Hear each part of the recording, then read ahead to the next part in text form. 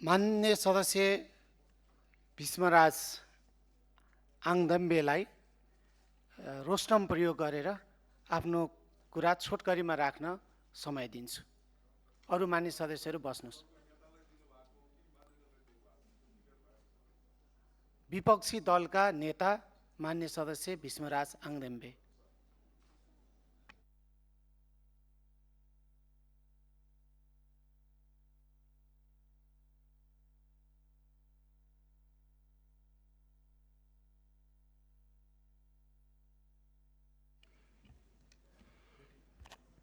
सम्माननीय सभामुख महोदय, निकै लामो सकसपछि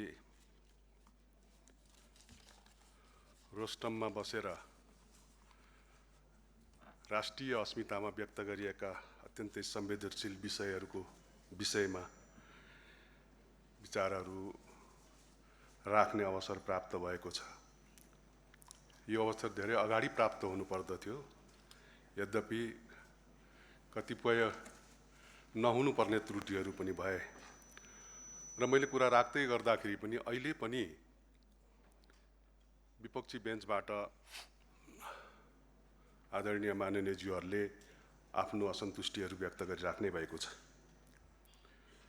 सम्माननीय सभामुख महोदय, आज वास्तवमा असामान्य परिस्थिति छ र यो सम्मानित सदनलाई यही असामान्य परिस्थितिको बीचमा सम्बोधन गर्न पनि म उभिएको छु। म जान्दछु म त्यो देशको नागरिक हुँ जुन देश इतिहासमा कहिल्यै कसैको उपनिवेश बनेन।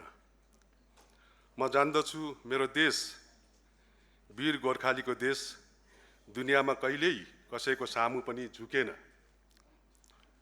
तपाईँ हामी कैयौँले बाल्यकालदेखि सुन्दै आएको अत्यन्तै कर्णप्रिय र अत्यन्तै लोकप्रिय गायक गोपाल योन्जनज्यूको गीत हामीले सुनिरहेका छौँ, जो राष्ट्रिय भावनाले ओतप्रोत पनि छ। खोसेको रोटीले मेरो पेट भरिन्न, मागेको धोतीले मेरो लाज छोपिन्न, घोटिएर हात पाउ झरिजाउन औला, तर कोही अगाडि यी हात जोडिन्न, बनेको छ पहराले यो छाती मेरो। मैले यति भने सायद राष्ट्रका प्रति हाम्रो संवेदनशीलताहरू यहाँनिर छ्यापछ्याप्ती पोखिएको छ, जोडिएको छ। म यो कुरा राख्न चाहे। सभामुख महोदय, यो राष्ट्रिय गीतको शब्दले यही सन्देश दिएको छ कि नेपाली आमाको गर्भबाट हिजो जन्मिएका या भविष्यमा जन्मिने प्रत्येक बच्चा, प्रत्येक मान्छे शिरमा स्वाभिमान बोकेर बाँच्नेछ। सगरमाथा मात्रै होइन, सगरमाथा जत्रै स्वाभिमान बोकेर बाँच्नेछ। तर यस्तो सोच्छु सभामुख महोदय, आज गोपाल योन्जन हुनुहुन्थ्यो भने हाम्रो देशले छिमेकीको सिमाना मिचेको छ भनेर गर्वका साथ आफ्नो अभिव्यक्ति सार्वजनिक गर्दै गर्ने प्रधानमन्त्रीको अभिव्यक्ति सुनेर के भन्नुहुन्थ्यो होला? मलाई त्यो लागिरहेको छ। उहाँले पक्कै सोध्नुहुने थियो, मलाई त्यस्तो लाग्छ। उनले पनि मिचे, हामीले पनि मिच्यौँ, के हिसाब बराबर भन्न खोज्नुभएको प्रधानमन्त्रीजी? यही प्रश्न सोध्नुहुन्थ्यो उहाँ, भौतिक रूपमा आज हाम्रो सामुनेमा भएको भए। दुनियाँलाई थाहा छ सभामुख महोदय, लिपुलेख हाम्रो हो, कालापानी हाम्रो हो, लिम्पियाधुरा हाम्रो हो। यही संसदले ती भूभाग सहितको नेपालको नक्सा पारित गरेको पनि दुनियाँलाई थाहा छ। यो विषयको हल उत्तेजना र आवेगले होइन, संयमित ढङ्गले गहन संवादको माध्यमबाट कूटनीतिक प्रक्रियाबाट हुनुपर्दछ। हामी सबै यही चाहन्छौँ। त्यसका लागि हामी पक्ष प्रतिपक्ष सबै नै सरकारको साथमै थियौँ र छौँ। तर सरकार र सत्तारूढ पार्टीको रवैया यो गम्भीर प्रश्नप्रति गम्भीर देखिएन सभामुख महोदय।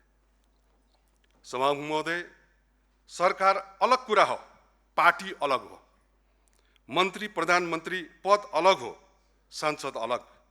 यो तथ्य बुझेर अघिल्लो संसदमा जुन बेला नेपाली कांग्रेसका वर्तमान पार्टी सभापति र उपाध्यक्ष तत्कालीन अवस्थामा प्रधानमन्त्री हुनुहुन्थ्यो, उहाँहरूले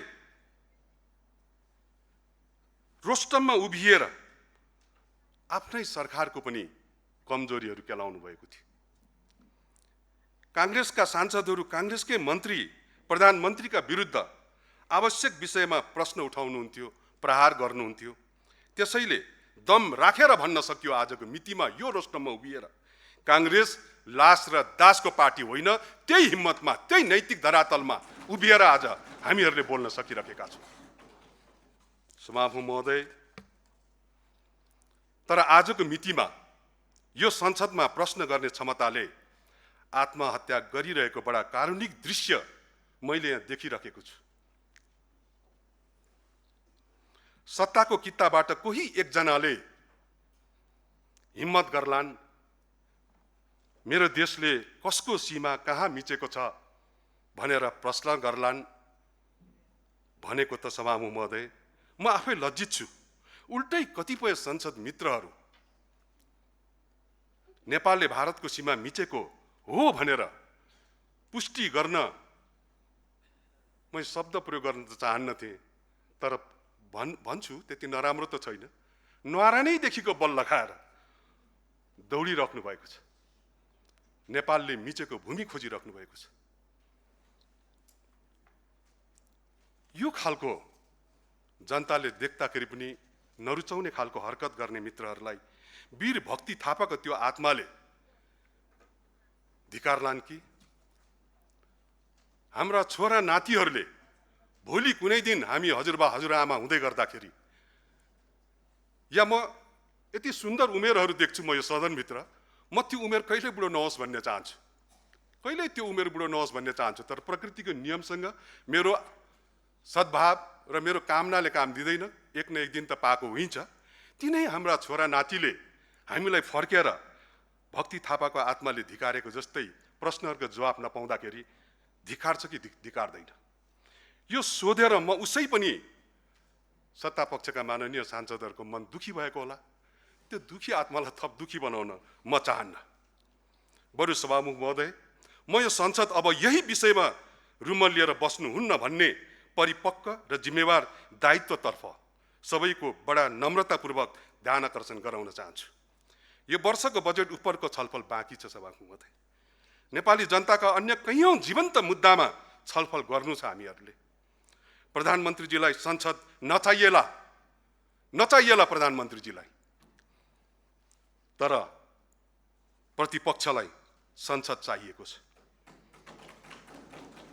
फेरि कुनै दिन छापामार शैलीमा प्रधानमन्त्रीजी आउनु होला, फेरि अर्कै त्यस्तो नहोस् मेरो मुलुकको प्रधानमन्त्रीले, तर डर लाग्छ फेरि कुनै उदण्डता मचाइदिनु होला, डर लागिराखेको छ। तर म अब उपरान्त म उहाँलाई खोज्न चाहन्न, किन भन्दाखेरि मेरो मुलुकको समस्याहरू, प्रश्नहरू उहाँको उपस्थिति भन्दा पनि ठुलो छ, भन्दा पनि संवेदनशील छ। त्यसकारण म उपरान्त अब खोज्न चाहन्न।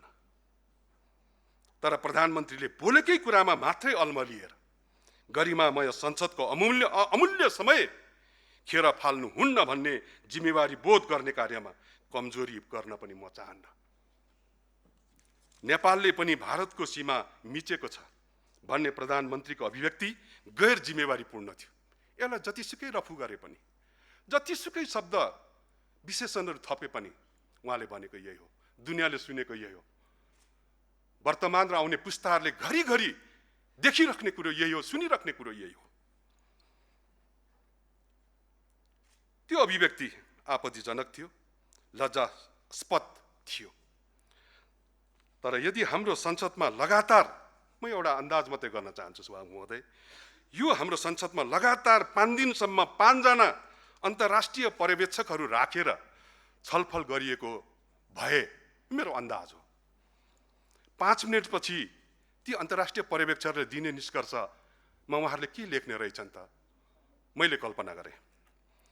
नेपालले भारतको सीमा मिचेको कुरा सत्य हो रहेछ भनेर लेख्नु हुने रहेछ, किनकि सत्ताको टेपले टालिएका ओठहरू 181 मनहरू सत्यको पक्षमा बोल्न सक्ने स्थितिमा थिएन सभामुख महोदय। किन थिएन थाहा छैन, केले रोकिराखेको थियो थाहा छैन। यो पार्टीभित्र अभिव्यक्ति स्वतन्त्रतालाई उहाँले कसरी उपभोग गरिराख्नु भएको छ म त्यो पनि भन्न चाहन्न। पार्टीभित्र आफ्ना नियमहरू होलान्, तर सत्ताको टेपले टालिएको त्यो ओठहरू सत्यको पक्षमा बोल्न सकेनन्, उठेन।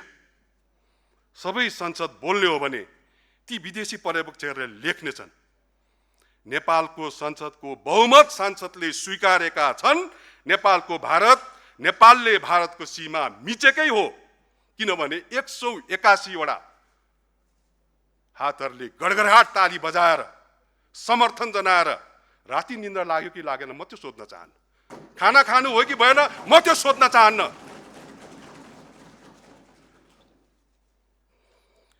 तर यति भन्छु,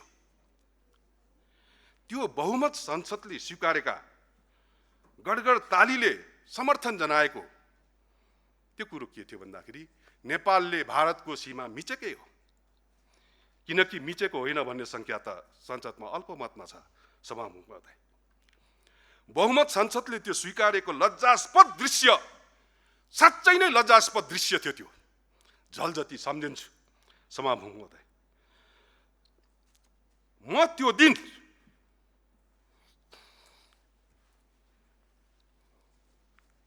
जब प्रधानमन्त्रीजीले त्यस्तो बोल्नुभयो तब राजसभाका माननीय सदस्यज्यूहरूले, जो मेरो व्यक्तिगत चिन्जानको पनि हुनुहुन्छ, मेरो अत्यन्तै धेरै आदरणीय पनि हुनुहुन्छ, मेरो समकालीन साथीहरू हुनुहुन्छ, उमेरले सानो होला बुद्धिले धेरै ठुलोहरू हुनुहुन्छ, समर्थनमा ठोक्नु भएको त्यो टेबलको ड्याङ ड्याङ ड्याङ त्यो आवाजले आज पनि मलाई चैनले निन्द्रा आउन दिएको छैन। यति त म भन्छु सभामुख महोदय। माफ पाऊँ सभामुख महोदय, मैले यो जन्ममा देखेको अहिलेसम्मकै सबैभन्दा लज्जास्पद र सबैभन्दा दुःखद दृश्य थियो त्यो। म दुःख व्यक्त गर्दछु। त्यो दिन मैले सम्झिएँ सभामुख महोदय, जननायक बीपी कोइरालाले प्रधानमन्त्री छँदा समीक्षा दैनिकका सम्पादक मदनमणि दीक्षितलाई बोलाएर भन्नुभएको वाक्य। धेरैले यो नाम सुन्नुभएको छ। मसँग संसदमा 2/3 छ। बीपीले मदनमणि दीक्षितलाई भन्नुभएको, मसँग संसदमा 2/3 छ, मेरो कमजोरी केलाउन प्रतिपक्षको स्वर दोहोरो सुनिएको छैन, त्यसैले मबाट गलत काम हुन नदिन तपाईले आफ्नो पत्रिकाबाट मेरो गल्ती कमजोरी एक केलाएर लेखिदिनुस् है। बीपीले मदनमणि दीक्षितज्यूलाई बोलाएर भन्नुभएको शब्द हो। मैले यो ऐतिहासिक शब्द हो। बीपीले आफ्नै पार्टीका सांसदहरूलाई पनि प्रेरित गरिरहनु भयो र भन्नुभयो, तिमी पार्टीको सांसद मात्रै होइन, जनताको पनि सांसद हौ।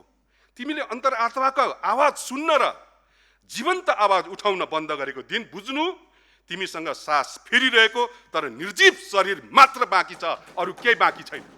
यही भन्नुभएको थियो बीपी कोइरालाले। म यो कसैका प्रति लक्षित गर्दिनँ। आफैले मम गरौँ।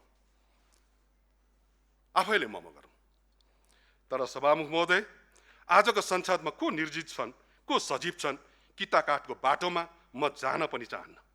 म यति भन्न चाहन्छु, प्रतिपक्ष जिउँदो छ र प्रतिपक्षमा रहेका दलहरू र प्रत्येक सांसदहरू सरकारले गर्ने राम्रो काममा समर्थन र साथ अनि गलत काममा प्रश्न बोकेर जीवन्त उभिएको छ। यो पनि म यहाँनिर भन्न चाहन्छु। संसारभरि नै लोकतान्त्रिक पद्धतिको प्रतिष्ठा र संसदको गरिमा त्यसको प्रमुख नेतृत्वमा रहेको व्यक्ति अनि मुख्य दलको गतिविधिमा धेरै निर्भर हुन्छ। फागुन 21 को निर्वाचन पश्चात बन्नुभएको प्रधानमन्त्री अनि थिति बसाल्ने संकल्प सहित पहिलो पार्टीले साँच्चै थिति बसाल्ला भन्ने अनुमान मैले साँच्चै नै गरेको थिएँ सभामुख महोदय, साँच्चै नै गरेको थिएँ मैले। तर त्यसको ठिक विपरीत प्रधानमन्त्रीले थिति तोड्ने बाटोमा बेपरवाह लागिरहनु भएको छ। अनि सच्याउनु पर्ने र ठिक ठाउँमा ल्याउन ध्यान दिनुपर्ने पार्टीका सबै शीर्ष मित्रहरू, नेतृत्वहरू खुलेर समर्थन गर्न नसक्ने र विरोध पनि गर्न नसक्ने अजीबको जिन्दगी यतिखेर बाँचिरहनु भएको छ। मैले कसैका प्रति लक्षित गरेको होइन, यो पनि आफैले म गरौँ, म यति भन्न चाहन्छु। तर सभामुख महोदय, नागरिकले एक एक हिसाब राखिरहेका छन् भन्ने कुरामा सरकार अनि सत्तारूढ पार्टी रासपा सजग बनोस्। म गम्भीर ध्यान आकर्षण श्रद्धेय नेतृत्वहरूलाई गराउन चाहन्छु। नागरिकले तपाईँको पारदर्शिताको शैली, सुशासनको दृश्य, मानवताको चित्र अनि राष्ट्रवादको वास्तविक चरित्रको एक एक घटना निरन्तर निहालिरहेका छन्। मैले सुनेको छु गएको निर्वाचनमा मत दिएका मध्ये कतिपयले कालो डायरी अभियान सुरु गरेका छन् रे। त्यो डायरीमा तिनले तपाईँका एक एक कर्मको साइड टिपोट गरेर पनि राख्नेछ। म नम्र ढङ्गले आग्रह गर्दछु, कालो डायरी अभियानका सदस्यहरूलाई नकारात्मक रूपमा नलिनु, हामी कसैले पनि नलिउँ। तिनले कमजोरी केलाइदिएपछि तपाईँहरूलाई सच्चिन सहयोग पुग्नेछ। तिनले सायद यसरी टिपिरहेका होलान्, मेरो अन्दाज हो सभामुख महोदय। सम्माननीय राष्ट्रपतिले सम्मानित सदनमा सरकारको नीति तथा कार्यक्रम प्रस्तुत गरिरहेको बेला हाम्रा सम्माननीय प्रधानमन्त्रीले एकाएक संसद भङ्ग गरिदिनु भयो। संसदीय इतिहासमा यस्तो कहिल्यै भएको थिएन, नेपाल मात्र होइन संसारमै यस्तो कहीँ भएको थिएन। एउटा यो टिपिरहेको छ होला, टिप्नु भएको होला।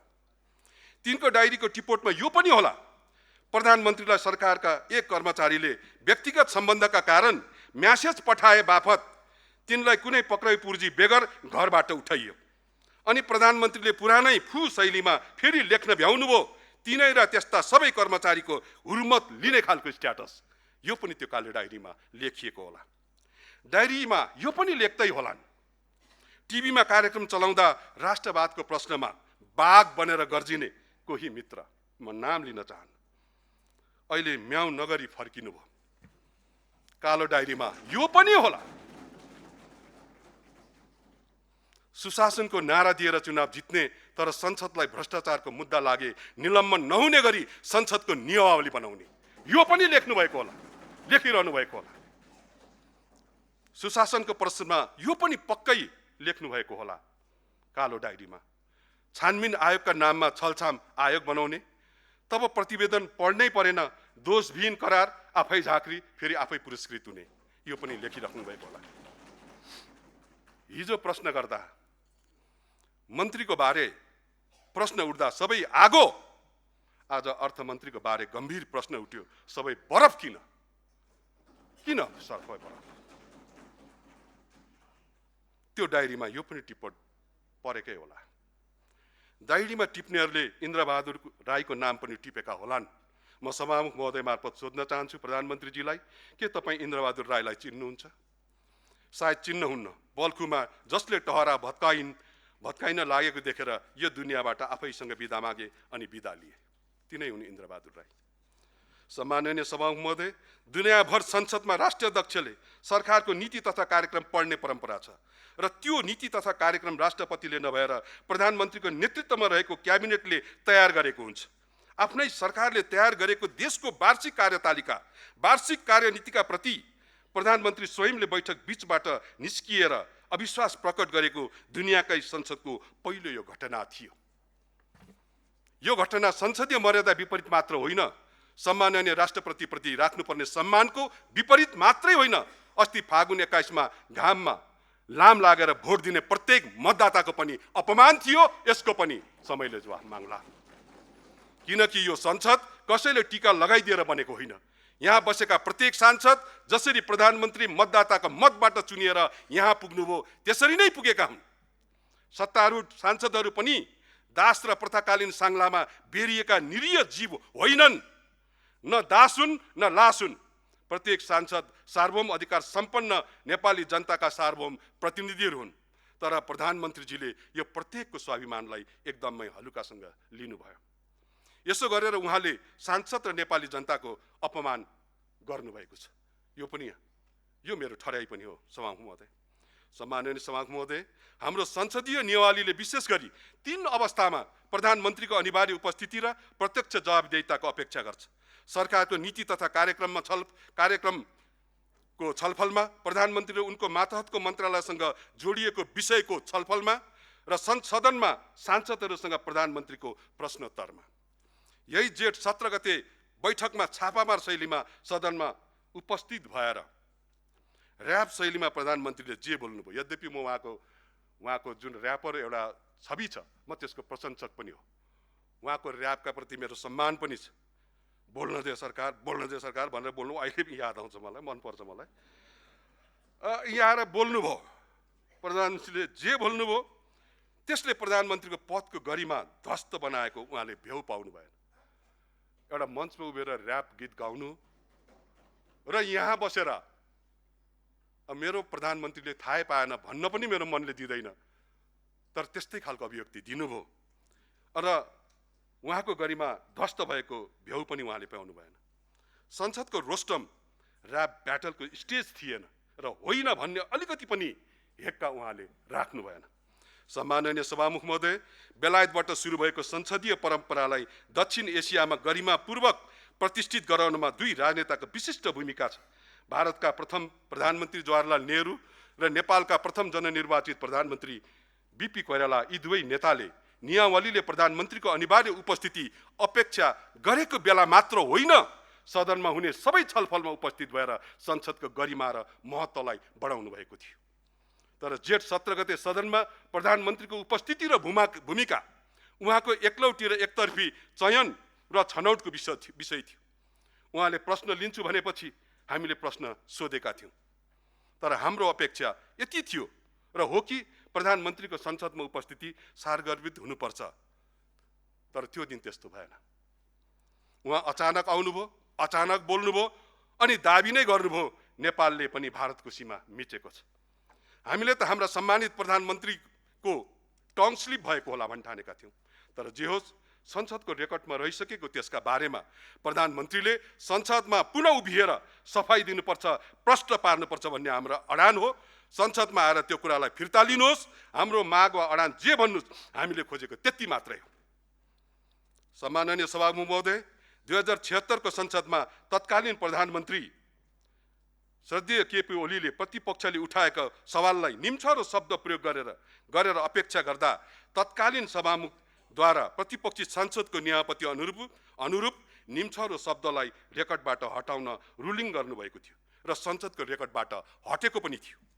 तर मलाई रेकर्डबाट हटाउन आँट नगर्नु भएको श्रद्धेय सभामुख महोदय, तपाईका प्रति मेरो यो प्रश्न पनि उठाएको छ, सोधौँ नसोधौँ बडो असमञ्जस पनि छ, मित्रता पनि छ, तर केले रोक्यो तपाईलाई यो रुलिङ गर्न, प्रश्न सोध्न? म आफै सकित छु, तर कुनै बेला प्रश्न बाहिर कहीँ कतै भेटमा म तपाईलाई गर्नेछु। बाहिर कुनैको आज रोस्टममा मैले सोधिनँ। के तपाईलाई लाग्छ नेपालले भारतको सीमा साँच्चै मिचेको हो? सभामुख महोदय, हामीले यही सवाललाई लिएर सदन अवरोध गरिरहेका छौँ, तर प्रधानमन्त्री सदनमा उपस्थित हुने कुराको कुनै गुन्जाइसै छैन। तपाईले यो विवादको बीच केही दिनका लागि सदन स्थगित गर्नुभयो र हिजोबाट फेरि सदन सुरु भएको छ।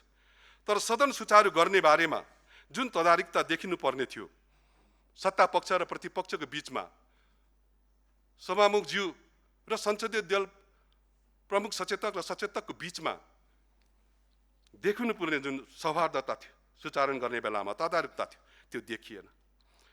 सरोकारवाला सत्ता पक्ष थियो र सभामुखज्यू सदनको चेयरम्यान हुनुहुन्छ, यहाँबाट त्यो तदारुकता देखिनु पर्थ्यो।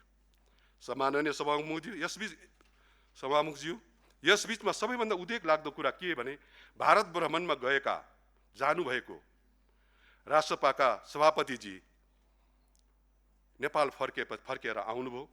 उहाँसँग हामी भेट्यौँ, गफ गऱ्यौँ र उहाँले फर्केर भन्नुभयो सिमानाको बारेमा ढोल बजाएर छलफल हुन सक्दैन भनेर उहाँले भन्नुभयो।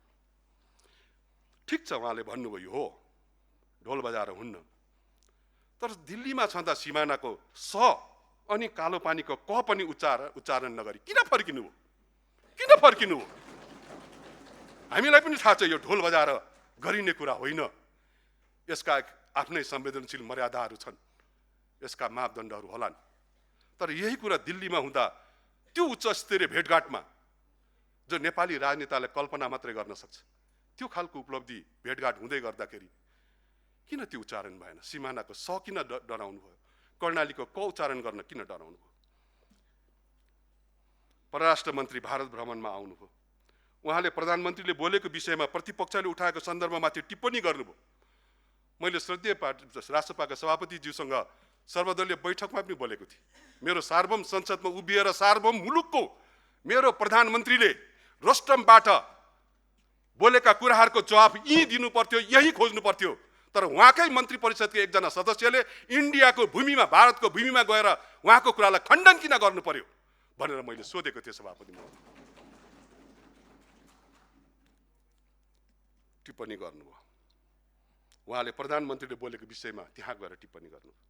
जेठ 17 यताका पछिल्ला दिनहरूमा हामीले के देखेका छौँ भने सत्तासीन राष्ट्रिय स्वतन्त्र पार्टीका सांसदहरू, नेताहरूबीच ठुलो प्रतिस्पर्धा एवं होडबाजी चलिरहेको छ। सभामुख महोदय, प्रधानमन्त्रीले बोल्नुभएको विषयलाई सही ठहर्याउनका निमित्त, त्यसलाई पुष्टि गर्नका लागि नेपालले भारतको भूमि मिचेकै हो भनेर यो कुरालाई थापित गर्नुपर्छ भनेर भ्रम छर्ने अति रञ्जित रूपमा प्रस्तुत हुने गर्नुभएको छ। यसो किन गरिराख्नु भएको छ मलाई थाहा छैन। यो विषयको छलफललाई लम्ब्याइरह्यो भने हामीलाई डर लागेको छ। सभामुख महोदय, अहिले नेपालको जति भूमि छ त्यो मध्ये आधा जति भूमि नेपालले भारतको भूमि खोसेर मिचेर लुटेर बनाएको हो भन्ने कुरा स्थापित हुने खतरा बढ्दै गएको छ। यो अत्यन्तै दुःखद छ। त्यो खालको मानक थापित हुने अवस्था सिर्जना गराइदिनु भएको छ उहाँहरूले। सम्माननीय सभामुख महोदय, प्रधानमन्त्रीको गैर जिम्मेवारीले सबै किसिमको पराकाष्ठा वा हद पार गरेको छ। आफूले बोलेको विषयको आयतन वा प्रभाव कति हुन्छ भन्ने कुराको हेक्का उहाँले गर्नुभएको छैन। जस्तो उदाहरणको लागि प्रधानमन्त्रीले उक्त कथनमा के भन्नुभयो भने सीमा विवाद समाधानका हेतु हामीले बेलायतसँग कुरा गरिरहेका छौँ।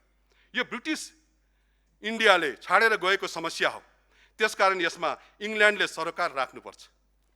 प्रधानमन्त्रीले यति बोलिसकेपछि के सङ्कट आइलाग्यो भने प्रधानमन्त्रीका समर्थक प्रशंसकले रफू गर्नुपर्ने, त्यसका उप सफाई गर्नुपर्ने अवस्था आयो।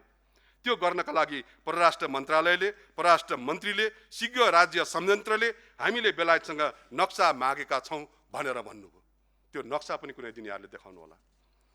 2015 मा जति बेला भारत र चीनले द्विपक्षीय सहमतिबाट मान सरोवरको लागि रुट खुल्ला गरे, त्यति बेला तत्कालीन प्रधानमन्त्री सुशील कोइरालाको सरकारले तथ्य प्रमाण सहित दुवै देशलाई कूटनीतिक नोट पठाएको थियो।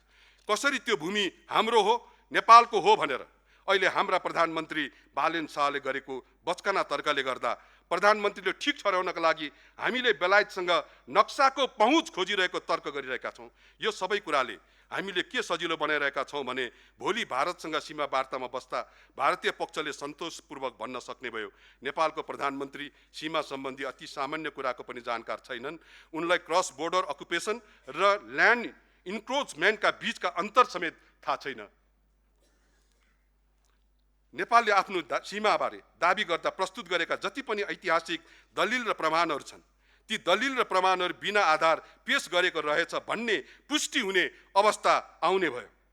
सभामुख महोदय, प्रधानमन्त्रीले देखाएको एउटा सानो अज्ञानताले हाम्रो पूर्वजहरूले, हाम्रा निकटवर्ती राजनेताहरूले हाम्रो भूगोलको अखण्डतालाई जोगाउन प्रयोग गरेका सबै खाले प्रयासलाई एकै पटक विवादको भुमरीमा मात्र पारेको छैनौँ, त्यसलाई खारेज गर्ने प्रपञ्च समेत देखा परेको छ। म यो पनि निवेदन गर्न चाहन्छु।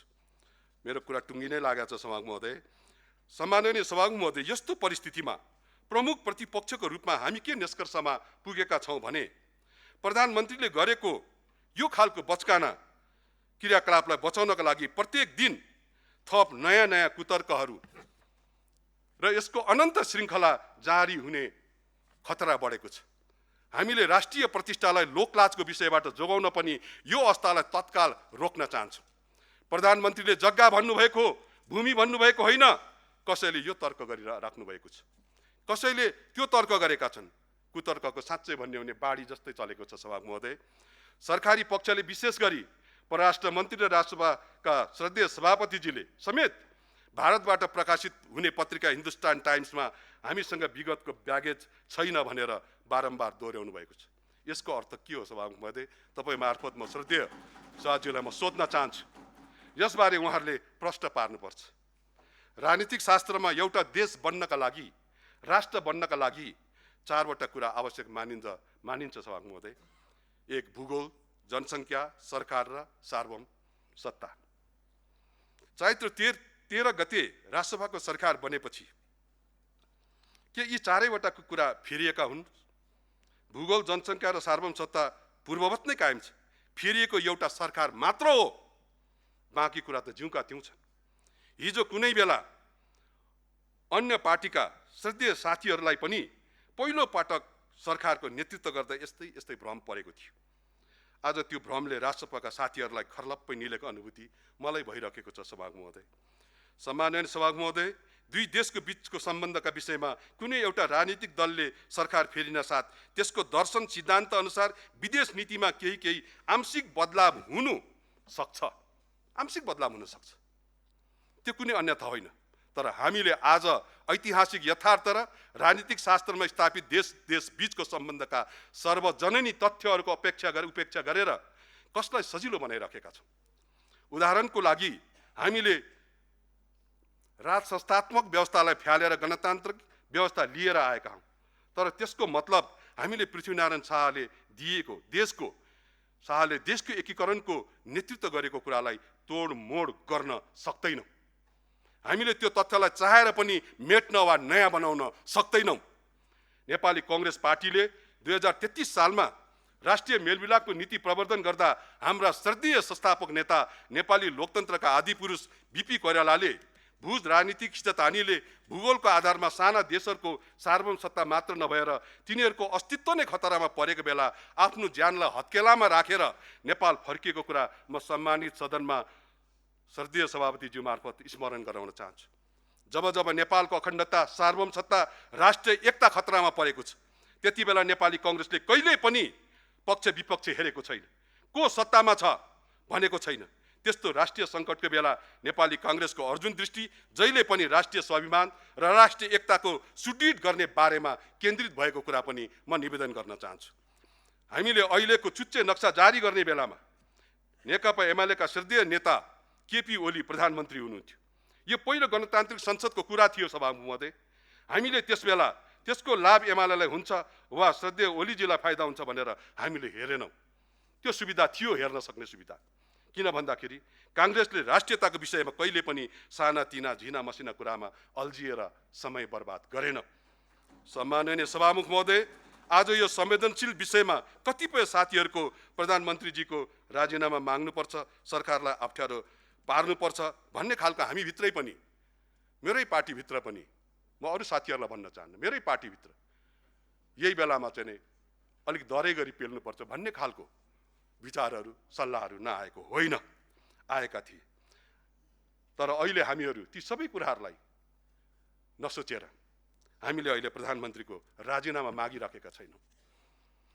नेपाली कांग्रेसले सरकारलाई अप्ठ्यारो पार्न सक्ने विषय यो साँच्चै थियो। यही मौकाको फाइदा छोप्दा पनि हुन्थ्यो होला। अघि नै भने सुझावहरू नआएका पनि होइन। सीमा विवादको बारेमा प्रधानमन्त्रीको अभिव्यक्तिले गर्दा यो विषय लम्बिँदै र तन्किँदै जाँदा हाम्रो राष्ट्रिय हित र राष्ट्रियता थप कमजोर हुने अवस्था बनेको छ। हामीले यो अवस्थामा एउटा पोजिसन लिएका छौँ, एउटा स्ट्यान्ड लिएका छौँ र प्रधानमन्त्रीले सदनमा आएर सफाई दिनुपर्छ भनेका छौँ। त्यसले गर्दा उहाँले भुलवश यो कुरा बोल्नु भएको कुरा सदनको रेकर्डमा र इतिहासमा दर्ज हुन्छ। त्यसले नै यो विषयको बैठान मात्र होइन, देशको हित हुन्छ भन्ने निष्कर्षमा हामी छौँ। तर हामीले अहिले आएर के महसुस भएको छ हामीलाई भने हामीले यो विषयलाई लिएर संसदलाई अवरोध गरिराख्दा देश र जनताका अनेकौं मुद्दाले संसदमा प्रवेश पाउँदैन र अनेकौं जरुरी छलफललाई असर पुग्छ। आज हामीलाई त्यस्तो पनि लागिराखेको छ, महसुस भइराखेको छ। आफ्नो स्थापना कालदेखि राष्ट्रिय शक्तिको जिम्मेवारी बोधबाट अनुप्राणित रहिआएको नेपाली कांग्रेस यही न्यूमा, यही बहानामा संसद अवरोध गर्ने कार्यले सबैभन्दा ठूलो घाटा देशलाई हुन्छ, हाम्रो मातृभूमिलाई हुन्छ भन्ने हो। त्यसैले म नेपाली कांग्रेसको तर्फबाट प्रमुख प्रतिपक्षी दलको नेताको हैसियतले सम्माननीय सभामुखजीलाई यो जानकारी गराउँछु कि तपाईले प्रधानमन्त्रीलाई रुलिङ गरेर सदनमा ल्याउन सक्नु भएन, प्रधानमन्त्री सदनमा आउनु भएन। अब प्रधानमन्त्रीको माफीको कुरा मैले धेरै ठाउँमा भनेको छु। अब प्रधानमन्त्री पनि अब गाउनु हुनुभयो, उहाँ आउनुस् नआउनुस् हामीलाई अब सरोकार भएन। हामीले यही देखेका छौँ, यही नियति हो। यो नियतिबाट मुलुकलाई उठाएर लाने हाम्रो सङ्कल्प हो। त्यसले गर्दा अब उहाँ गाउनु हुनुभयो हाम्रो लागि। उहाँसँग अब हामीहरूलाई उहाँको उपस्थिति खासै धेरै जरुरतको कुरा पनि भएन।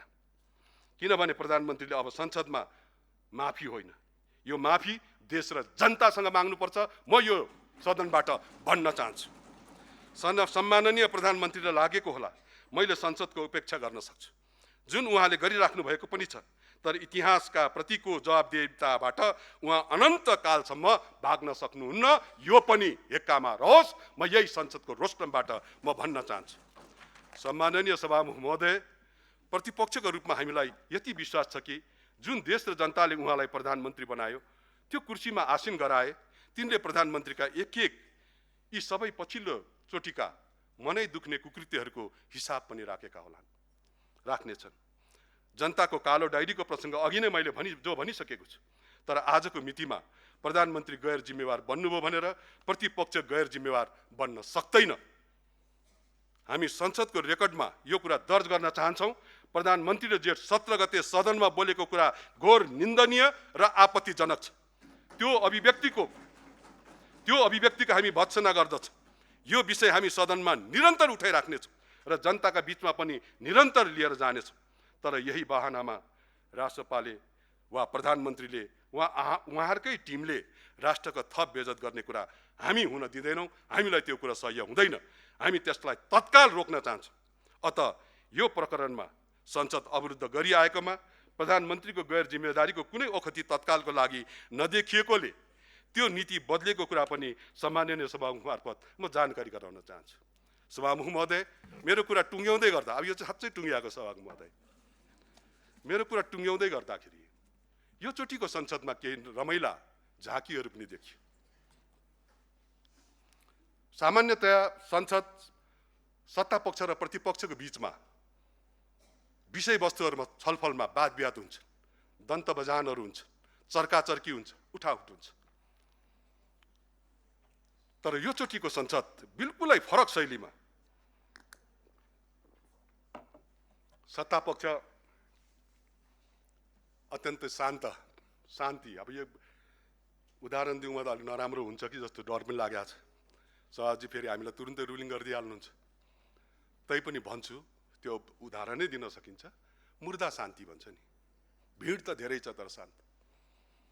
सत्ता पक्ष अत्यन्तै शान्त, प्रतिपक्ष आन्दोलित। अनि सवाल जवाब सभामुखसँग, श्रद्धेय सभामुखज्यू, यो देखिएको यो चोटिको बिर्सनै नसकिने झाँकी। हामी सत्ता पक्षसँग वाद विवाद गरिरहेका छौँ, छलफल गरिरहेका छौँ कि त्यो पनि हामीलाई कन्फ्युजन भयो। त्यो बेलामा सभामुखज्यूले संसदको मर्यादालाई कायम राखिदिनु पर्दथ्यो, राख्ने कोसिस गर्नुभयो होला, तर हामीलाई त्यस्तो महसुस भएन। अनि हामी निरन्तर सभामुखसँग लडिरह्यौँ। मैले अहिले पनि बिर्सेको छैन सभामुखज्यूले भन्नुभएको, प्रतिपक्षको बेन्चमा हेरेर तपाईँलाई कति घन्टा चाहियो, 1 घन्टा 2 घन्टा 3 घन्टा यसो भन्नुभएको मैले पनि सुनेको थिएँ। यो कति मर्यादित हुन्छ। मलाई सभामुखलाई जस्तो त्यो अधिकार पनि छैन रुलिङ गरेर हटाउँछु त्यो रेकर्डबाट, किनभने मलाई मेरो मर्यादाले मर्यादित चेयरमाथि अम्ली उठाउन पनि दिइराखेको छैन। यो परिदृश्यहरू देखियो। म यो विषयमा यति नै मात्रै भन्न चाहन्छु सभामुख महोदय, संसदको चिरहरण भइराख्दाखेरि सभामुखज्यूको कुर्सी जसरी टुलु हेर्ने अवस्थामा पुग्यो, जसरी लाचार भएको जस्तो मैले अनुभूति गरेँ। यद्यपि व्यक्तिगत रूपमा मेरो जति पनि चिन्जान छ सभामुखज्यूसँग, म त्यो लाचारी उहाँमा देख्दिनँ। तर त्यो बेलाको मेरो अनुभूति, मेरो सोच र ठ्याक्कै बदलिहालेको दृष्टिकोण त्यो ढङ्गबाट अगाडि बढेको पनि हो सभामुख महोदय। त्यसले गर्दाखेरि त्यो लाचारी पनि देखियो। त्यसले गर्दाखेरि मेरो कुरा म जाँदै गर्दाखेरि एउटा भुपी शेरचनले, हाम्रो अत्यन्तै लोकप्रिय साहित्यकार हुनुहुन्छ, उहाँले भन्नुभएको छ, घुम्ने मेचमाथि, त्योभन्दा उताको शब्द मैले बिर्सेँ अहिले सभामुख महोदय, सम्झना आइराखेको छैन। त्यो कविता मलाई याद आइराखेको छ। त्यसले गर्दाखेरि म सभामुखज्यू मार्फत अन्तिममा एउटा कुरा भन्दै मेरो कुरा टुङ्ग्याउँछु।